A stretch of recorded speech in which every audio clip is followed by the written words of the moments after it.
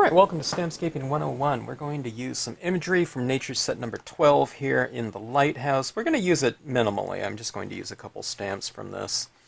But we're going to do it in a slimline formatted rainbow holographic cardstock from Recollections. And let's see how this goes. I'm going to do this Aurora Borealis type of thing. I've always thought those to be, kind of a really dramatic type of imagery, object or whatever. And I thought we can do it in this really elongated format here. I think I've done it before, but I haven't done it with my lighthouse. I don't think, if I can remember. I certainly, I don't remember doing it vertically like this, if I have. Okay, now here's the thing. When you're working on a surface like this, you have to do a little bit of planning ahead, but it's really quite easy, okay? You just have to kind of get the gist of your composition. Now I'm going to use this lighthouse down here, and I'm going to do these rocks right next to it, okay? So it's going to be pretty minimal in terms of the imagery I use. I might have some branches coming in from the side, just to create a little bit of foreground, but I don't know if I'm even going to do that. So, okay, so the lighthouse being approximately right here, I'm going to have the light of it being on, okay? So I'm going to have this light going out this way. And these rocks down here have these little splashing waves in it, so I'm going to create a little bit of a, kind of a foggy nighttime type of scenario with that, okay? So like I said before, you just have to kind of note the gist of where you're going to be putting something, placing something like this. So I'm going to take my pen here and go right in my lamp area, and then when I stamp my lamp right over the top of it, I'll try to hit it right in that area, okay? But like I said, I mean, you can be off. It just has to be kind of that area. All right, now I'm going to be using my Brilliance inks on this, okay? Brilliance inks dry on non-porous surfaces. Cardstock like this is non-porous, okay? It's not going to be accepting ink, a variety of inks, like, a matte cardstock, for example, or even a glossy cardstock would. So you have to use kind of your unconventional types of surface media on it, okay? So, Brilliance inks come into play there. You might try like a StazOn. I've used the StazOn pigment ink before, the white pigment, and I just could not blend it. You can probably get good imagery with it, but I just could not blend it like I'm going to be doing here with my Brilliance inks, okay? Brilliance inks are pigment, and they will dry in here. You can heat set them, but I don't know if they'll apply in here with, a StazOn type of material. Those StazOns are really, really quick drying. Okay, now, as I'm doing this, let me see here. I think I need to add my tone in around that first. Like I said, it takes a little bit of planning, even for me, because you have to think about things a little bit ahead of time. Okay, so if my beam is going from right here to here, I might need the black in there first, though, right? Let's do that. Okay, so hey, I've been doing this a little bit, but I haven't been doing a ton.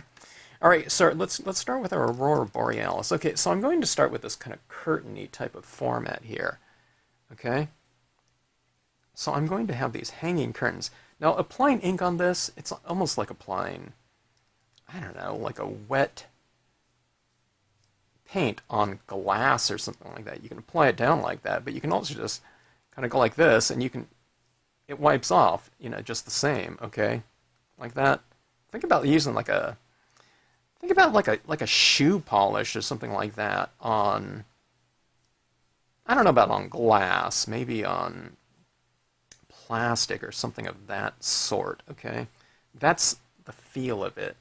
Sometimes I want to add a little bit more, sometimes I want to add less, so kind of, it works the opposite. Sometimes your natural inclination might be to press harder, but if you press harder on a surface like that, you're removing ink, so you kind of have to go lighter to build up ink. But let's get the gist of these kind of curtain-y types of Aurora Northern. I think I grabbed 2 cotton balls. There's the problem there.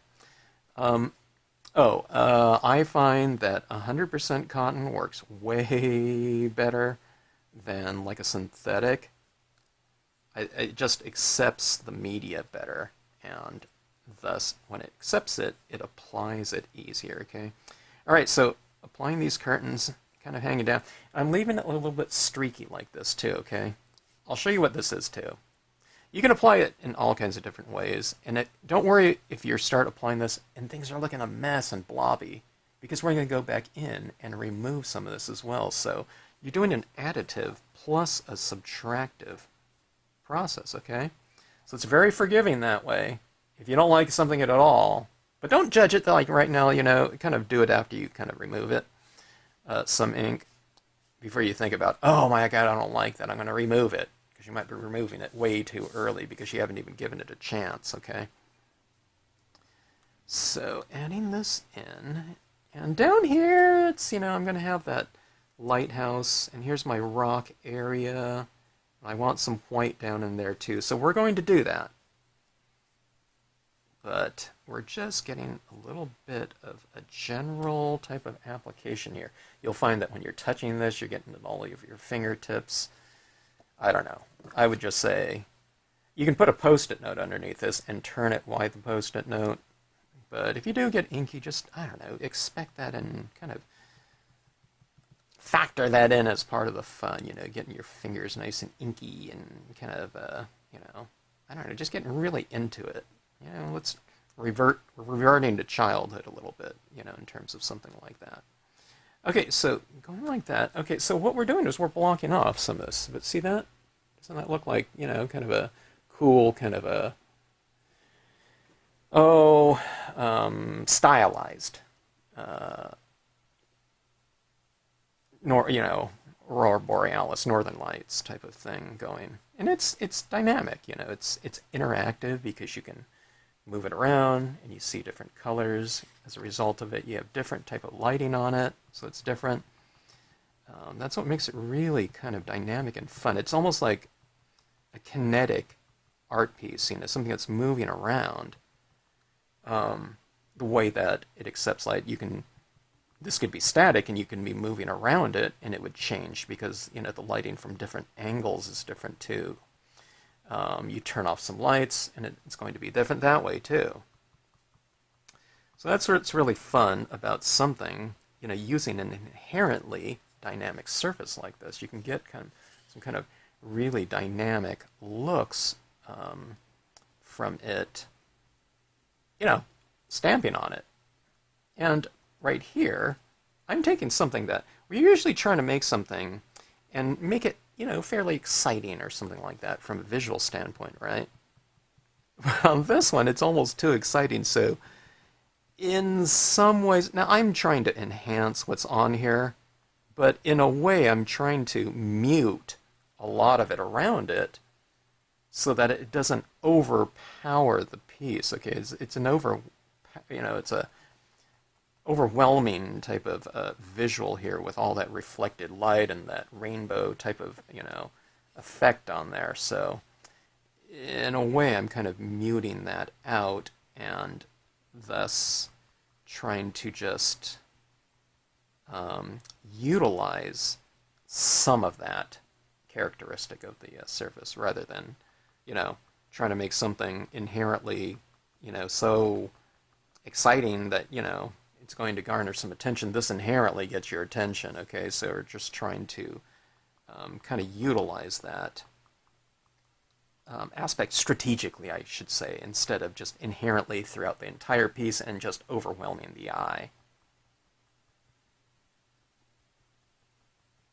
What that means, I don't know. I don't know if it means where I'm. I don't know. I don't think it's changed. It means I'm kind of dulling something down, but I don't know. In some ways, I guess that's part of the process, part of the aspect of it. We want it still to be very exciting, but kind of tamed in a way, and completely unleashed in other ways. Okay, meaning, in some areas in here we just leave it as is. Okay, so what I'm trying to do here is I'm trying to create these little transitions from the darker areas into the lighter areas. I just put too much there, but we'll just remove that with a wipe off type of technique. All right, so here's the thing. You kind of go a little bit, or a lot, past the point where it looks pretty good. I want these streaks to be in here, okay? And I'm still kind of getting used to this myself, too, so I don't know. I wouldn't say I'm a beginner at this because I've done, you know, a few foil pieces at this point in time, including the rainbow holographic foil pieces, but I haven't done it so much where, you know, I'm kind of an expert on it. Like, I'm kind of remembering, oh yeah, you have to kind of lay down that tone like that, but then come into it like this, so that I'm transitioning it a little bit from this harder application of it to a little bit lighter one in there. And then we go back into this part and we just kind of scrape away some of those kind of curtainy types of textures in that area, okay? I don't know. Maybe I need to watch some of my videos. If I don't do something for a while, even if it's like a month or two, it feels like I haven't done it for, I don't know, 6 months or something like that, or a year even. Because I move on to other things. I start experimenting around with vellum, and I start thinking about that. I kind of get obsessed with it. Dark foils, colored pencils, stuff like that. I get really excited. You know, kind of not discovering something new, but just applying something new for me that I haven't used much of or any of or in a way of. Okay, so going in here.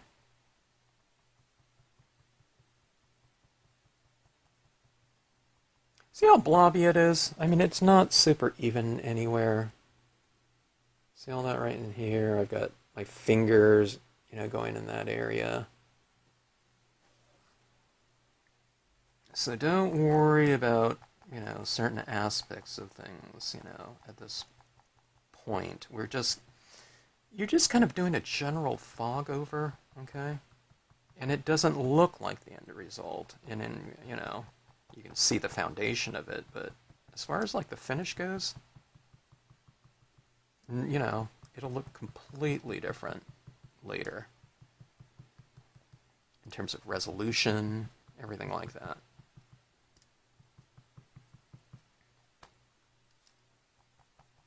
Okay, now I'm trying to make the edges here pretty dark, you know, to kind of contain the imagery. It's kind of hard when I'm touching it and I'm getting my fingerprints all in those areas, but oh well. Okay. I like it really quite dark at the top.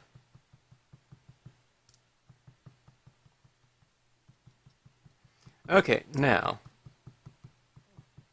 one of the things I found that worked pretty good with this technique before is taking some kind of paintbrush. I have this flat one right here.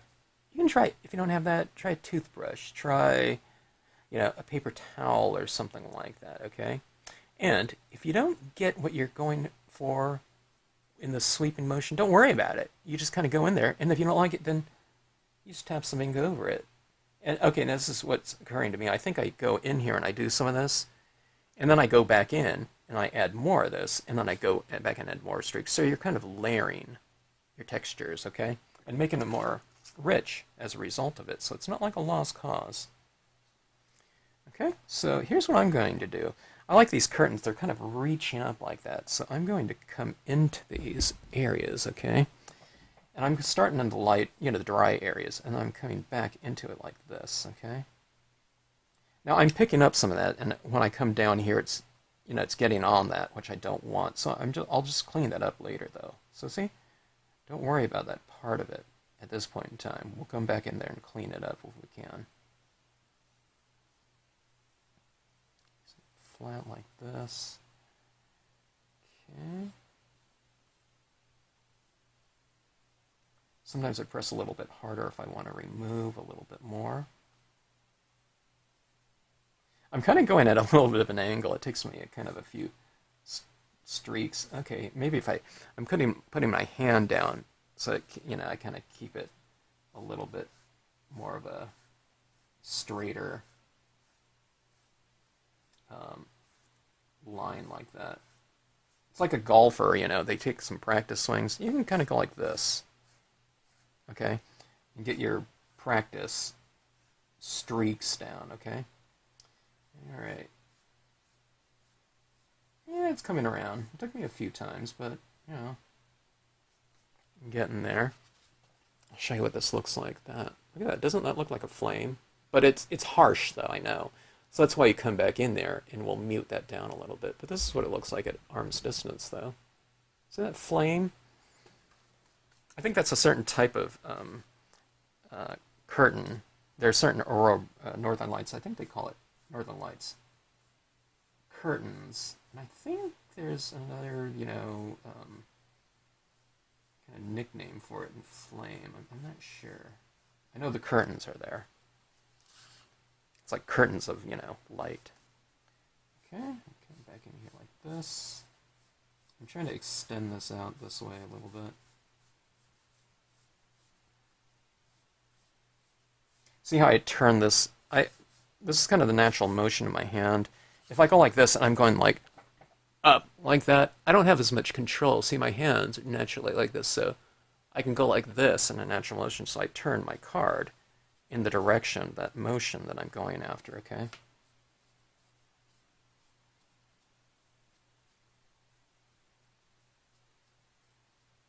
And you just get a much more graceful stroke when you're using the natural direction of your hands and arm and wrists. And we should always kind of practice that so that you're going nice and easy on your wrists and hands. Ergonomics, right? Okay, so that looks really streaky and everything like that. So I'm going back in here with a clean cotton ball now, too. And I'm going to, well, let me see. Maybe the paper towel would be better. Okay, so I'm just going like this. And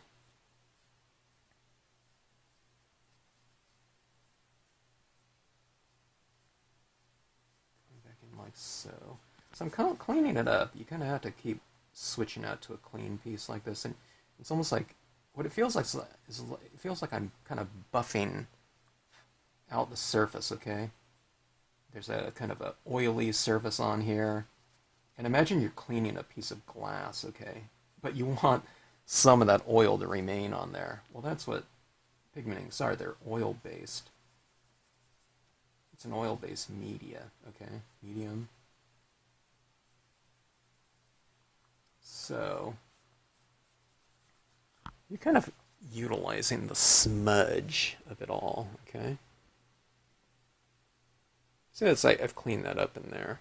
You can see where it's kind of smudgy a little bit, but look at that. Isn't that fun? Okay. All right, but now I don't like all that.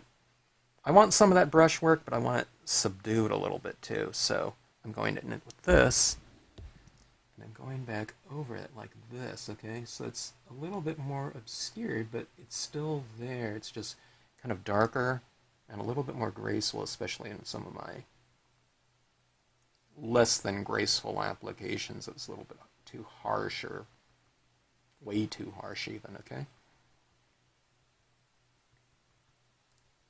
Okay, now so still, if I press too hard with this, I'm removing ink. Like if I press like that, even with the cotton ball, it removed ink. So just kind of get a feel for it. You're always kind of tapping lightly at first, and then, you know, if you need to, then you tap harder. Okay, but not really to get ink off of this, but to, I don't know, kind of remove ink. Just, you know, it's a matter of getting a feel for it. I don't feel really comfortable with it here, but it looks fine, so you don't have to, you know, be like totally masterful at it. See, like right in here, I'm really removing a lot of ink. Okay, as I do this. Now I could heat set it. I think maybe it's time to heat set, but I'm not sure if I have exactly what I want. Now after you heat set, you know what I mean, it's not as easy to kind of manipulate, so. All right, now where did my little dot go? Okay, there's my little dot of my ink, so that light beam is going across here. So that light beam is going to have to be kind of in a little bit of darkness, because it's going to be a white light beam, so, you know, you have to kind of make the area behind it a little bit darker, right? for it to even show up.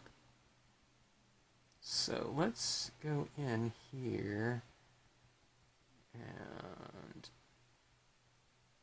create a little bit of a, or a lot of a foggy kind of darkness down here. So maybe the beam, this curtain starts kind of right up here instead. Maybe there's a horizon on the ocean or something like that. Okay.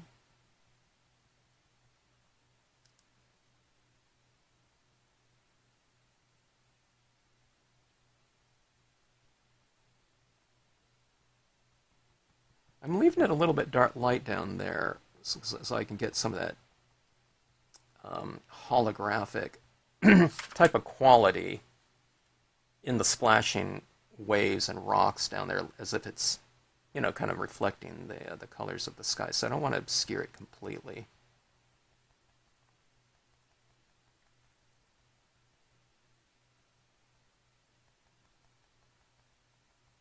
Okay, so I think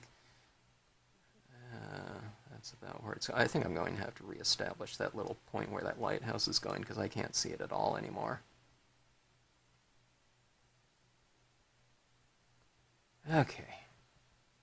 I think that's about it. I don't know. It's a little bit scratchy around here. So let me show you what this looks like now. So see, you work layers, so don't think, oh my god, it looks weird, with just the cotton ball. And then doing the streaks in there, it's like, oh my god, that doesn't look right either. I mean, we can do this as many times as we want to until we get what we want. I can come back in here and do some more streaks, and then go back in there and tone that in too. You know what I mean? So it just keeps building and building, but look how graceful that looks now. It would probably even look even better if I did it another time, maybe, I don't know. But see, here's that lighthouse that's going to go here, and that beam's going to go across this way. Look at that. See that? It's really subtle up there because there's more black ink in that area, but see that? It just kind of goes like that. Down here, we have that. Okay, so I want to add in some white on here. You can't do that over wet black. So, that being said, what I'm going to do is I'm going to heat set this, okay? It's not going to look as dark as it does right now. That's the darkest this is ever going to look, until I spray seal it, of course. And we'll get to that, but let's see if you can see. Let's see if you can see this change.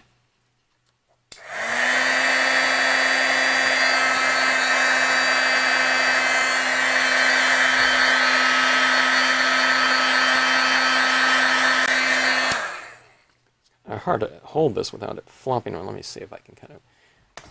What you can do is you can kind of curl it like that. Okay, see, I've curled this, so there'll be less curling the opposite direction.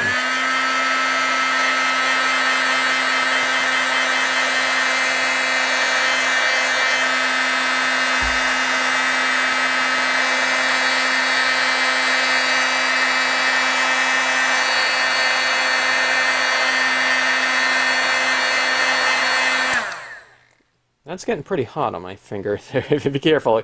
I'm getting up here, but let me see if I could show you. See that area right there? That area is still a little bit wet, and this is drier, but see, it's starting to flatten out a little bit. And then there's just less ink down here, but that's still pretty wet.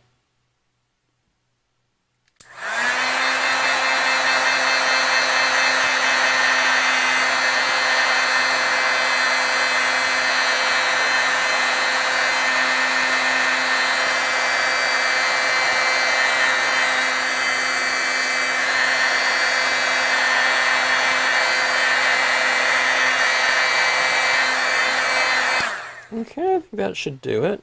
It's all pretty fast. I mean, this is a pretty big card, too, and I have a lot of ink laid down, but it dries. It sets up really fast. It dries, and it's ready to go. I don't know if it's 100% dry everywhere, but, good enough. Okay, now let's reassess in terms of image placement on here, okay? Let's see, where did my block go? Here we go. Okay, this is going down here. And this is my lighthouse, roughly right there. I can still see my little dot a little bit. Okay, so the lighthouse beam is going right here, and this is going to be down here. I could probably use a little bit of white down there. Okay, now this is heat set, okay? But it doesn't mean that some of this won't rub off. In fact, I can probably go like this and run my finger right through and lift some of that black ink, okay? But we'll heat set and spray seal this piece when I need to. Okay, this is my light beam here. It's nothing more than a couple pieces of paper, and I'm going in with the Brilliance pigment ink again because this will heat set on here just, quickly and fine.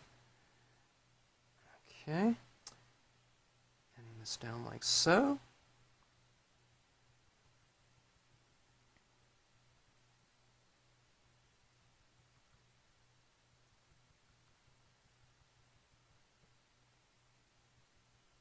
It doesn't have to be completely even now, too. You can kind of make this light beam a little bit lighter and darker in areas because you can say that it's going through fog or something like that. I find that to be a little bit more natural looking than having the beam completely uniform. Okay.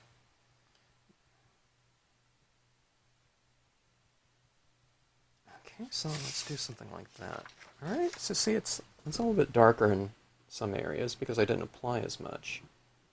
All right, so it'll go right over here.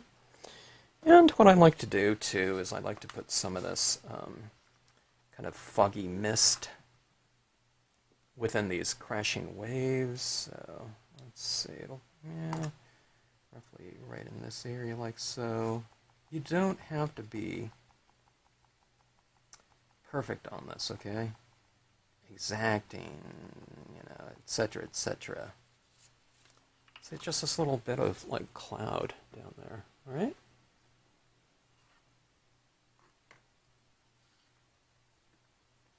And let's put some around our lighthouse too, okay?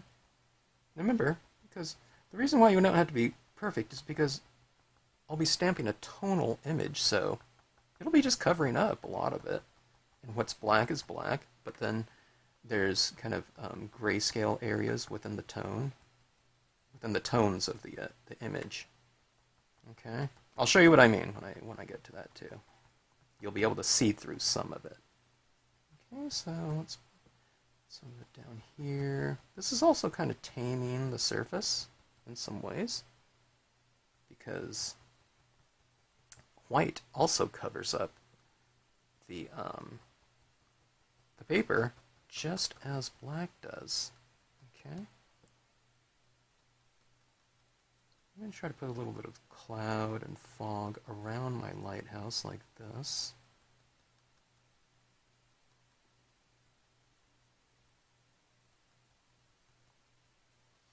All right.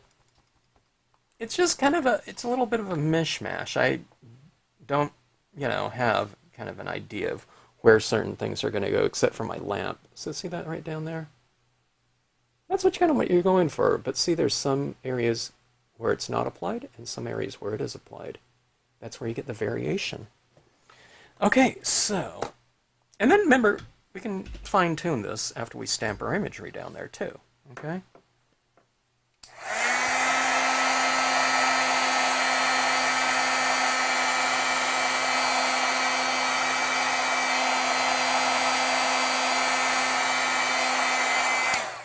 It always takes a little bit longer for me to tell, or it's harder for me to tell when the white dries than the black.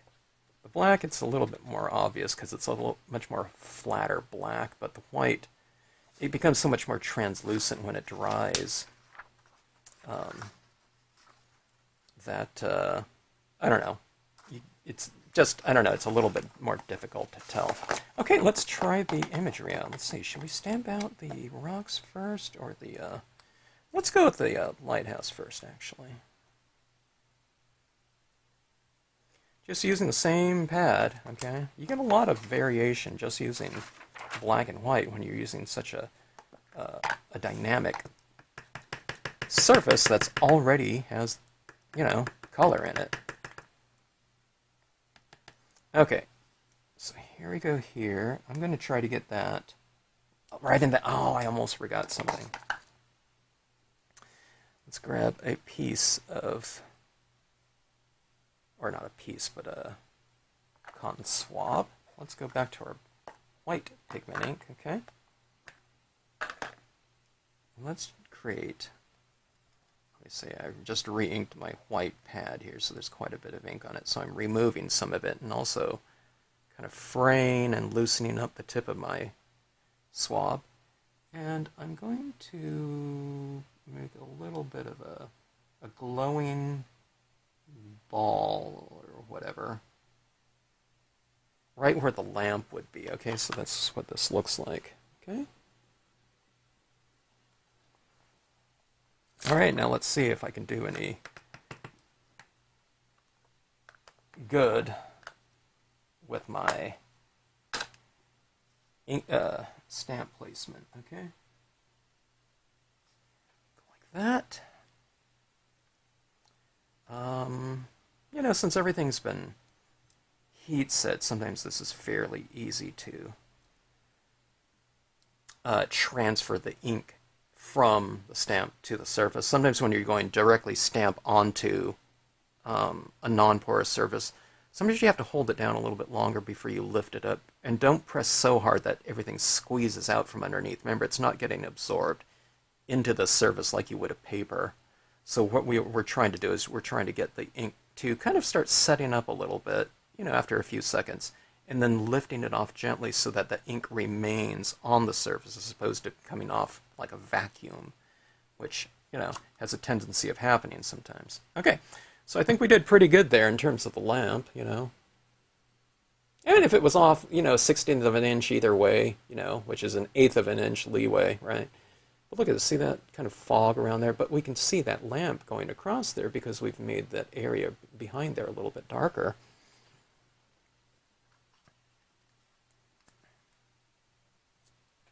And let's create another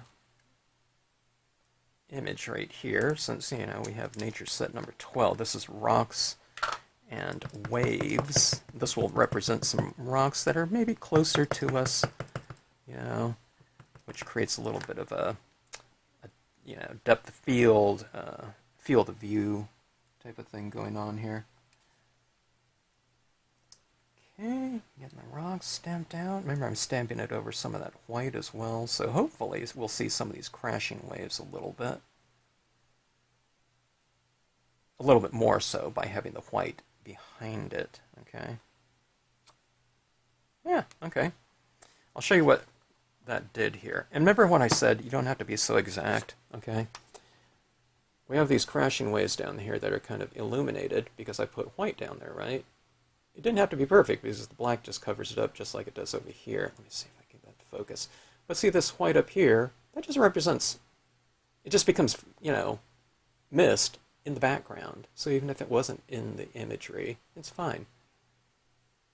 All right, so we have that imagery stamped out here. Let's go with another heat setting. You have to heat set your layers. Okay, so we had the first layer down, black. We added the white. That was another layer. Now we have these images that have been stamped out. So that creates another layer. So you just heat set your layers. That's one of the things I always mention to people that, they say, hey, they like what they saw. They're going to try it at home. So what I say is, okay, just heat set each layer that you get through, okay?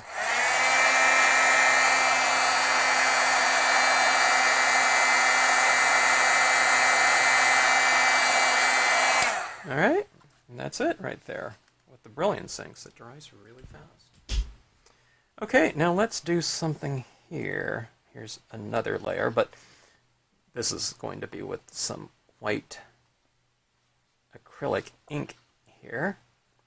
And let's make this a little bit more dynamic, okay? This will create a lot more contrast. I should shake this up a little bit. Let's put this on so I don't get kind of a blob of paint shaking out over here, potentially. All right, so let's go in here.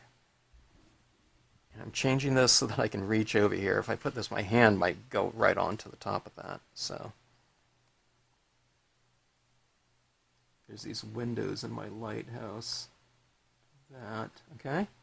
And that white back there did a pretty good job, but let's lighten it up even more, okay?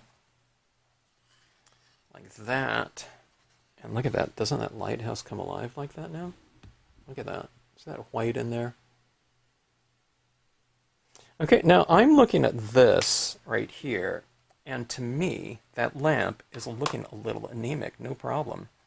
What we do is we just go back into it, okay, and you just put on more white. So it's not, there's no point in no return, you know, with all. Now I can't wipe all this off because that's been heat set, okay? So we're not taking it back to the bare paper or something like that. But still, if there's certain areas on here, it's like, oh, I should have used more black. Then just apply it on over that. All right, so going for the same lighthouse light beam mask. Okay, just get the angles down and apply more accordingly. Remember, when I heat set this, it's probably not going to be as light as it looks when it's wet, okay? So you can apply a little bit more, or a lot more. What you're doing is you're getting a thicker buildup of this white medium, so it'll thus be more and more opaque in terms of the appearance of it, okay? All right, so that's that. Now that really stands out, but I'll show you what I'm going to do over this whole piece when the time comes for that. Okay, now down here, what I want is I want some more of this white texture down here, okay? I'm going to create this fog. See, there's fog in the background, but let's try to create some, because it's behind the rock, right? But now let's put some in front of the rock. So you're doing some before you stamp the image, and then you're sandwiching it in to the, in between that texture, okay? So, again, this is white. And I don't want a big blob of it, so I'm just starting off very lightly here, okay? See that right there?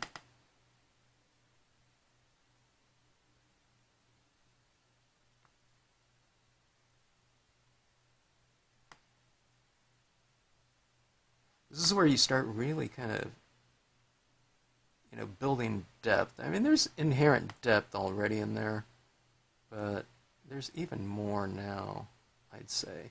And this is where you start introducing this kind of kinesthetic type of feel into the scene.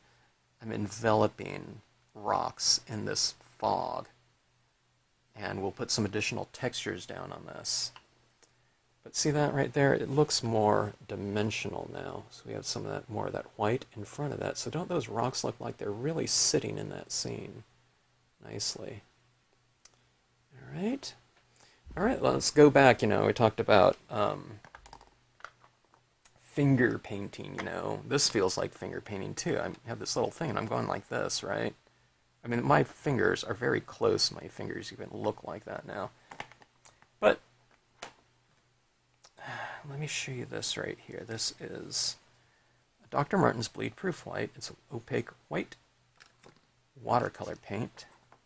So we've done finger painting and we're doing splatter painting, right? I don't know, maybe it is hard technique. Well, it's not a hard technique in application, but it's kind of this weird notion because we're going back in time so much, you know, to childhood. You know, you kind of, not reverting, but, you know, the utilization of those methods again after, I don't know, not doing it, you know, since you were 5 or whatever. Okay, so I'm just going to put a little bit into the tip of this, okay? So here's the whole brush, and I'm just filling in this portion of it, okay? So I kind of tip this on edge like this, and I get a little bit loaded up like that, okay? But then what you do is you kind of squeeze some of it out because you just want those bristles to be kind of wet, you know, with some paint in it. You don't want it all clogged in there, otherwise you're just going to go like this and it's going to be a big blob, okay? So, this is the Northern Lights type of thing, so let's create some additional stars in here. And I'm just releasing a few bristles at a time, okay? I'm not, you know, splatter painting the whole thing. Look at that purple that you see. But where I'm standing, this looks totally turquoise, so it's, you know, different angles. Isn't that fun? Okay, see that right there?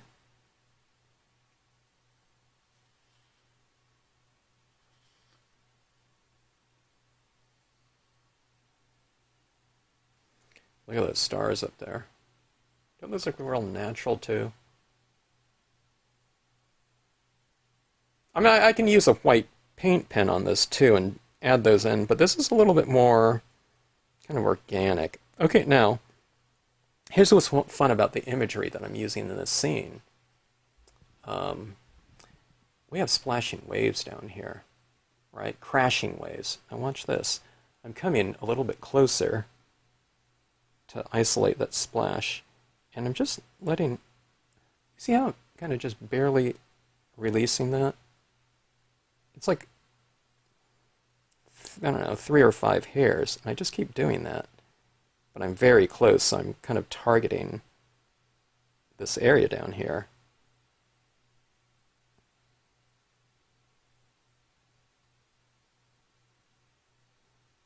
So you get all those little crashing waves. It's creating that splash down there. I hope that was in focus. I don't know if it was. As I was doing that for you.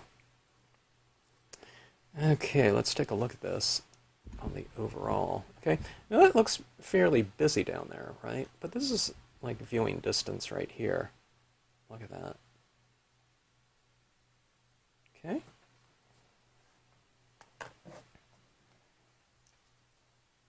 Now, what I like to do is I like to create a little bit more variation in my sky. Okay, I can't control the size of the stars and stuff like that. I mean, if you did every day splatter painting like that, maybe you can have greater control over it, but this is where my white paint pen comes in. See, I can kind of create these larger dots, like if you want to add in like a constellation, you could in here.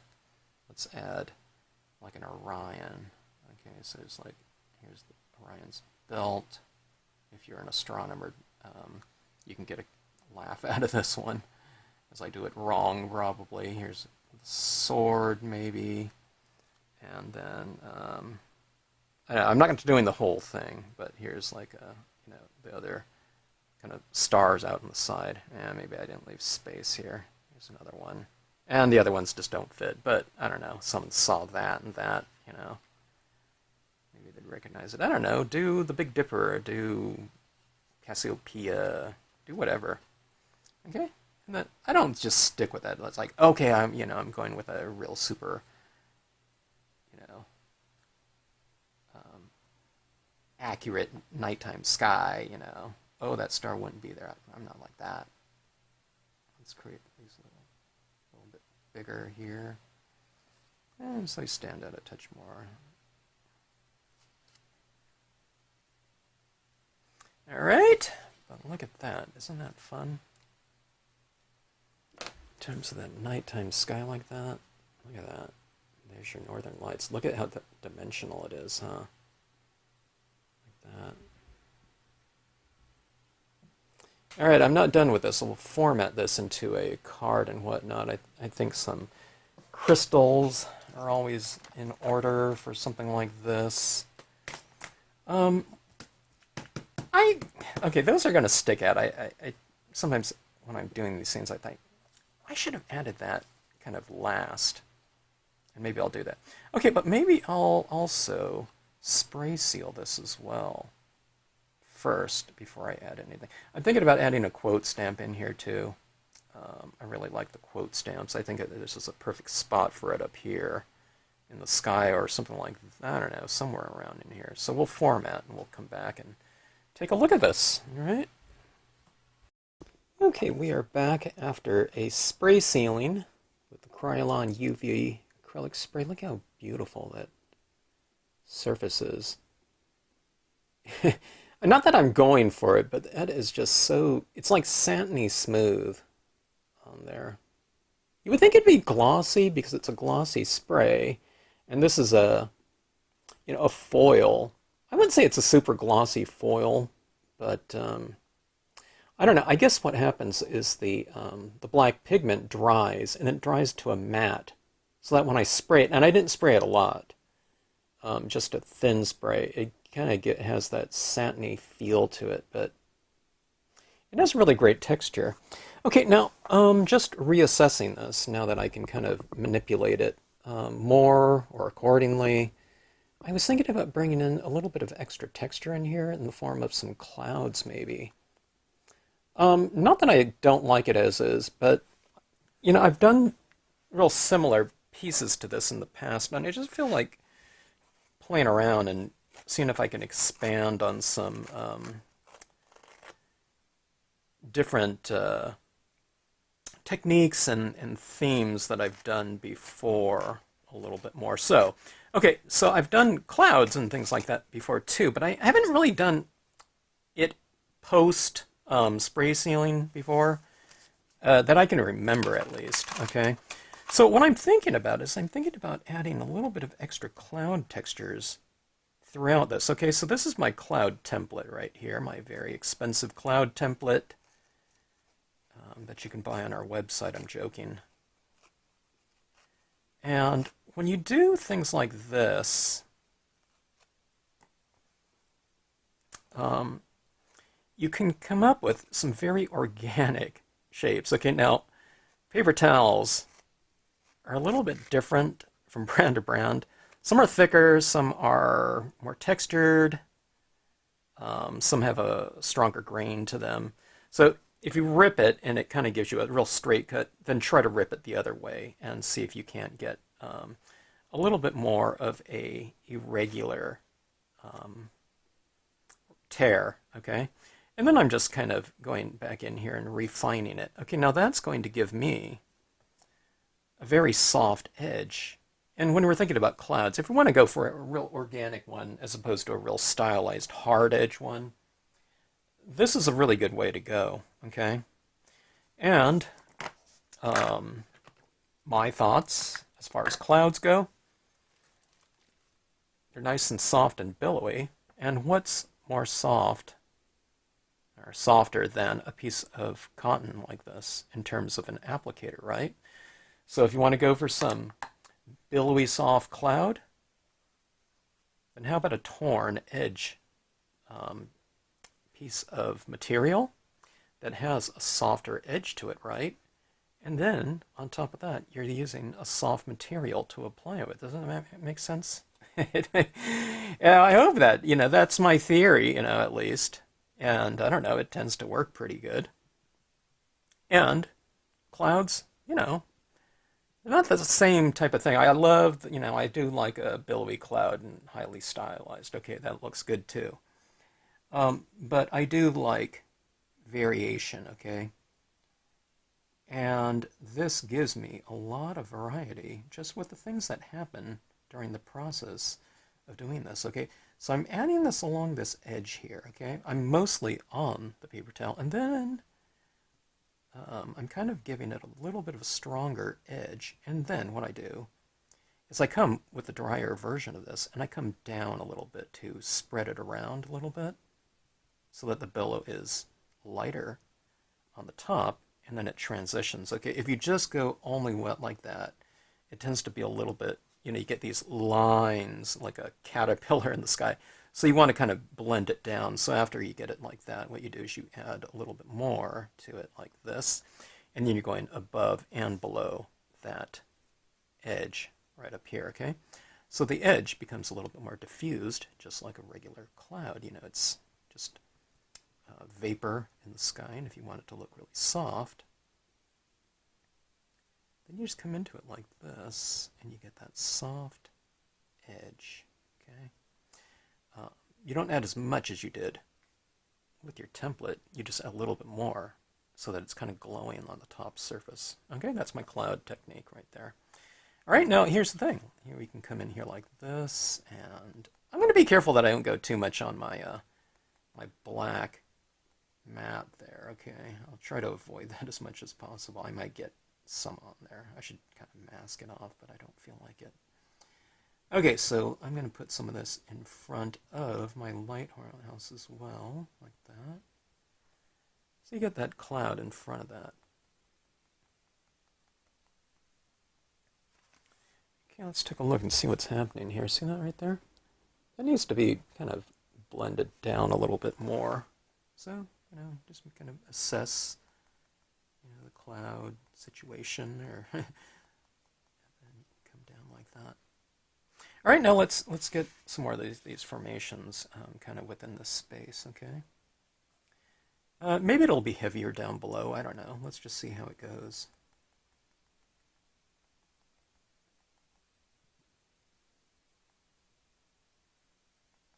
So anytime I re-ink with this, okay, it's at its wettest point, so I start it on the edge like that. Okay. I might even kind of wipe a little bit, like little soft wipes. Now I'm not pouncing real hard on this. I'm just kind of dabbing, okay? And always take a look and see how it's looking.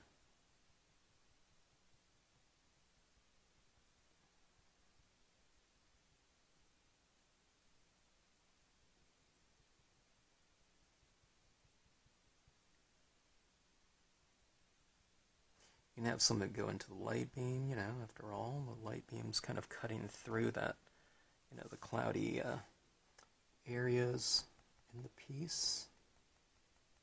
Kind of guiding the ships, or not guiding the ships, but making sure the ships are avoiding the shoreline and danger.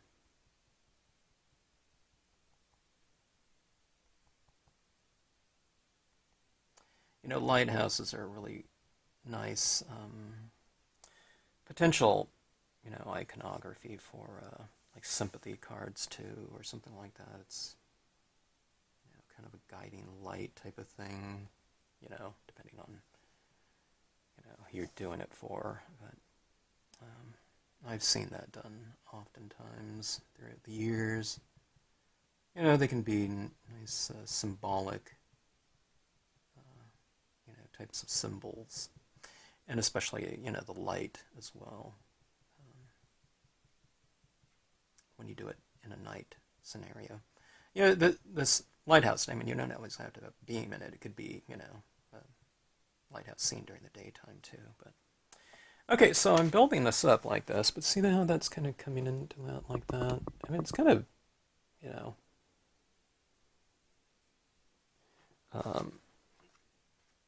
subtle in some ways, but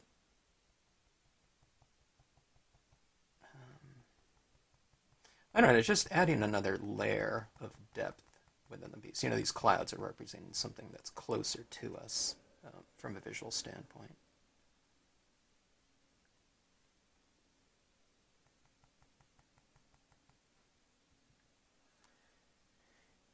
And I think that will do it. I'm not going to add too much in here, but yeah, that's what it kind of looks like that. Is this down here? You can see it a little bit closer up like that. Let's spread these ones around a little bit more. It looks a little bit like eyebrows. So let's come down in here. What you're doing is you're also creating kind of a little more of a translucent surface down here, so those colors of your rainbow holographic paper or the Northern Lights are just more subtle. Okay. So what you're doing when you're doing that, we're going back to kind of a nice visual range. When you're muting color and intensity, you're extending the intensity range of the overall composition. Okay. And when you do that, then the brighter areas kind of stand out a little bit more as something special than having it throughout the entire piece. So I'm going to make this lighthouse glow a little bit more too, putting the lamp in a little bit of a hazy fog like that, so I'm just dabbing a little bit more in that area.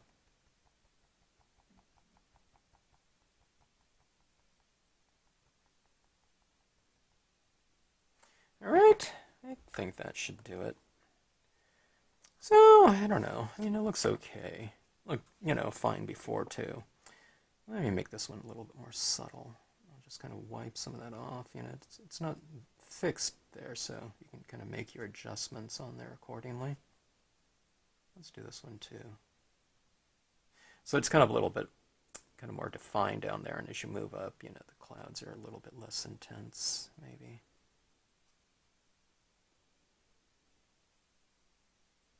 Or a little bit, I don't know, more transparent. All right. I'm really thinking about adding in some stars in here, but also a quote stamp. I think that would look pretty good in here. All right, let's make some of these stars glow a little bit more. Okay, what you do is you take kind of a dry brush touch, okay? Blot it off if you have a really wet pad.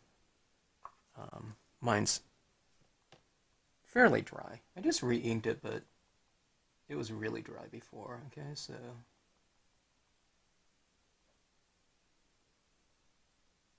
just adding a few of these little taps around here and there.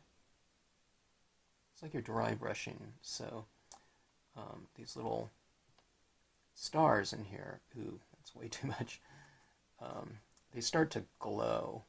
Not physically, like, you're going to take it and it's glow-in-the-dark ink or something like that, but I'm going to add some of that down here to these little splashes. No, they're not stars, but I don't know, it just kind of makes it look a little bit more magical or something. It's kind of like a reiteration of what's going on in the sky by having some of these splashes down here, kind of stand out a little bit more. All right, but you get these little glowing stars like that. Don't do it to all of them. You want some of them to stand out a little bit more, but doesn't that, from a textural standpoint, make them stand out? So it kind of gives that space a little bit more depth, right? Look at those tiniest little stars and how opaque they are. I mean, they are just like a tiny little speckle. But look how opaque it is. That's what you get with the bleed-proof white. No matter how small the little dot, it's a crisp little white dot. So look at that. That lighting in there. I don't know. I think that's really fun of surface. Now, I keep using this quote stamp on here. Love must be as much a light as it is a flame. I use that with this too much, but it just goes so well with this piece. And I'm thinking about adding that right in here, right over the top of that. Yeah, maybe that's too much. I have that star right there. That's really strong. You can add it over the side, or it would go over the side, I think, really well too, right in here. But it would also, I don't know, I can use it anywhere. I can also cut out another piece of paper and stamp it on here and then mount it there, but I don't know. Gosh, I've got that. This is one of those things where, it really would have paid to maybe think that out a little bit more. Before I, did everything, if you're going to have a quote stamp, the quote stamps really stand out quite a bit. Yeah, over here, that's no good. No. I don't know. I think it would go really well right center like that. But it wouldn't look bad over here on the side, too. Okay, now, if I did that, what color would I do? Would I do it in white or a silver? Silver would look, potentially pretty interesting in that space if I just stamped it directly on there. One of the things about doing this is that if you stamp it on there, if you don't like it, You might be able to wipe it off because I spray sealed, okay? But if I can't wipe it off, then you can always go back and you stamp it on another piece of paper and you just, you mount it on there. You know what I mean? So, I'm tempted to just to try it in the Starlight Silver here.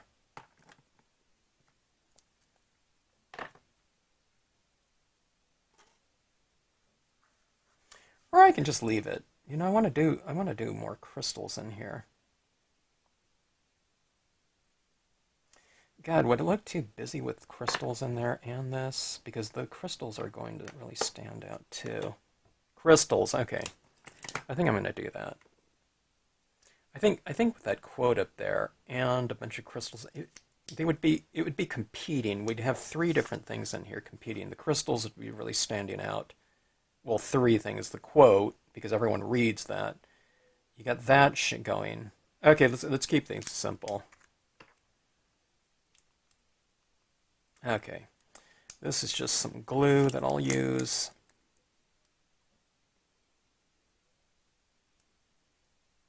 Okay.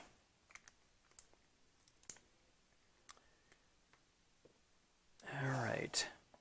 I've done this before and I didn't use this.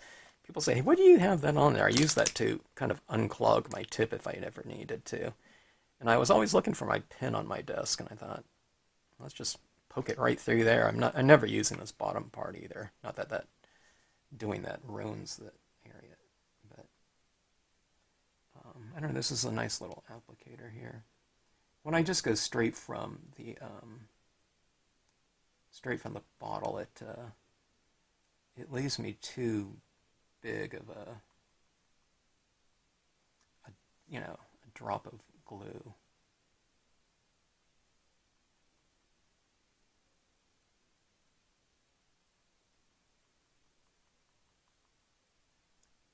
Kind of make things a little bit varied and random. Have a couple stars real close to each other. Crystals have some bigger. Space it out a little bit. So I put a bunch up there, and then you can have an isolated one over here.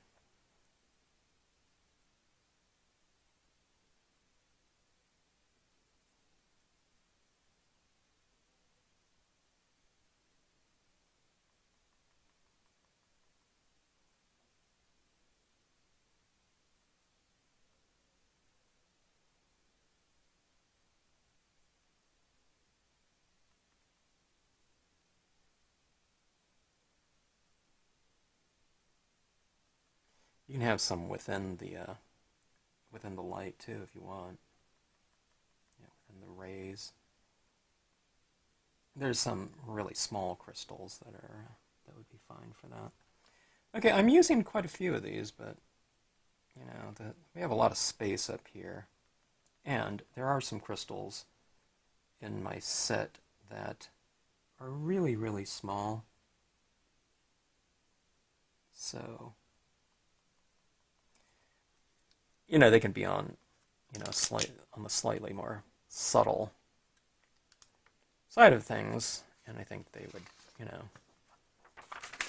help to embellish the piece nicely.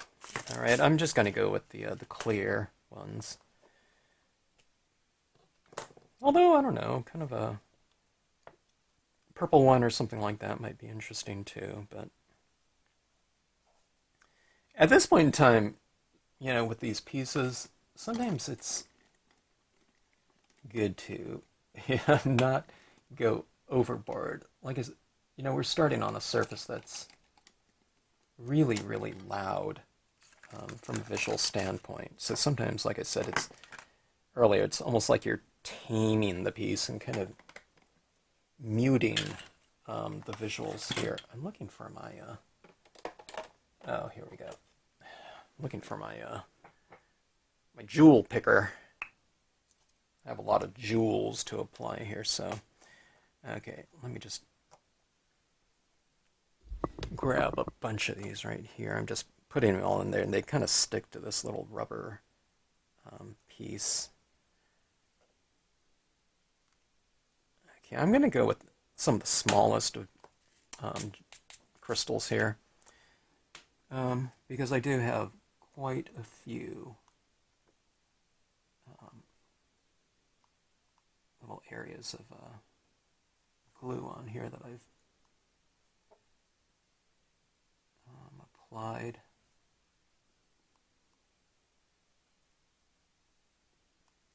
I think if I went too big with these, it would just, like I said, it would get a little bit loud.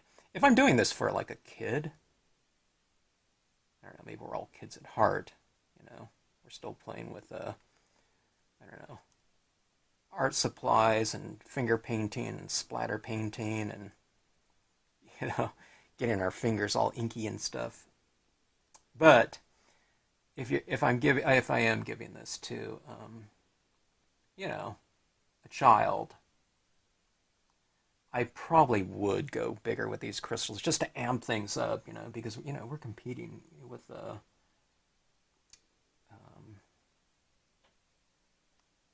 know, like video games and, you know, all kinds of stuff like that, you know, loud visuals, you know, and you know, their you know, devices, you know, tablets and iPads and things like that, you know, moving components, you know, so. Okay, these ones are bigger here.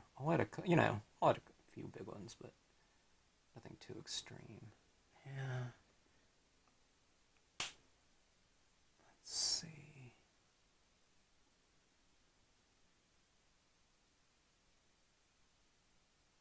I'll spread out these two big ones right there. And then, I don't know, maybe a few smaller ones yet. So 3 different sizes of crystals. Okay, let's see.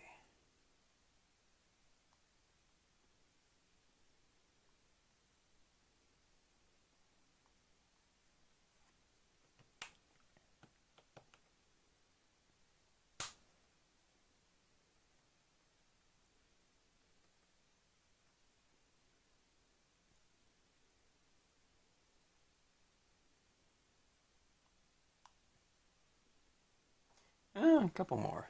Okay, let's go real small.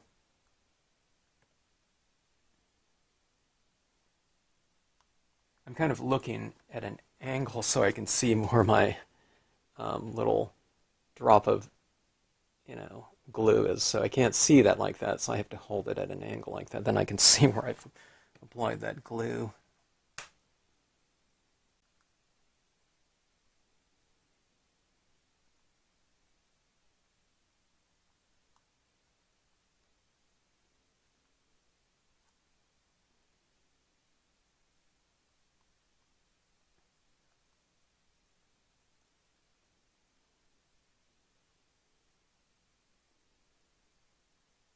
Okay, searching for glue. All right, now I still have it. I put a lot of space down. You know, the slimline card is fairly large, so I think a couple of my little drops of glue are dry. I didn't apply some too thickly in some areas, unless it's a piece of my, or some of the acrylic spray that just dried in a, you know, drip. I don't know. Okay, I think that's it. Okay, let's take a look at this and let's see.